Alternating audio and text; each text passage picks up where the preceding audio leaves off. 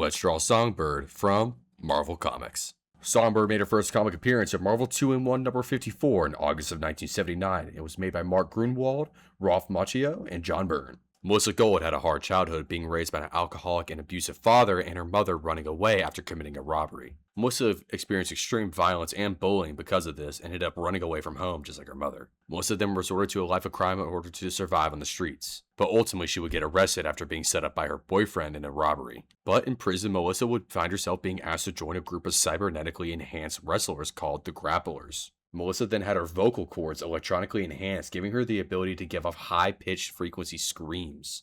She then took on the name Screaming Mimi. I know, right? You probably thought I was going to say Songbird, but no, we went with Screaming Mimi, I guess.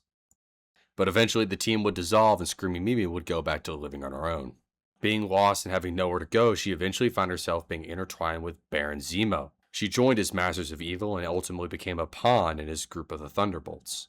At the time, the Thunderbolts was a group of villains masquerading as heroes in order to gain the trust by the general public, led by Baron Zemo.